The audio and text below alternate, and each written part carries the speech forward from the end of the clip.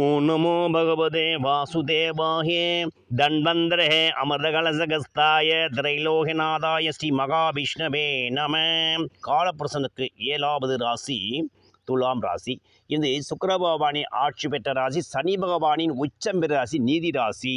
வியாபாரத்துக்கு நுட்பமான ராசி. இந்த ராசிக்கு அவதாரம் செய்த நரசிம்ம பெருமான் அவதாரம் செய்த நட்சத்திரம் சுபாதி நட்சத்திரம்.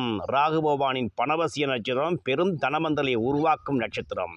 சிம்ம ராசியில் மக நட்சத்திரத்தை தாங்குகின்ற நட்சத்திரம்.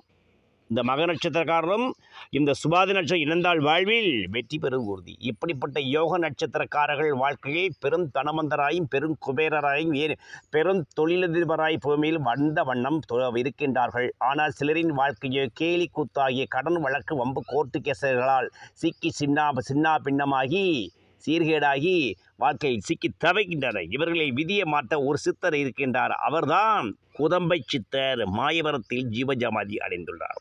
இந்த சித்தருக்கான மந்திரத்தை 21 முறை எவர் ஒருவர் கூறி வழிபடுகின்றாரோ அவர் வாழ்க்கை வெளிச்சமாய் மாறி வாழ்க்கை என்றும் தனவந்தராய் மாறுவது உண்மை. இதோ அவருக்கான மந்திரம். ஓம் க்ளீம் ஸ்ரீம் ரீம் ஸ்ரீ குதம்ப சித்தரே நமக.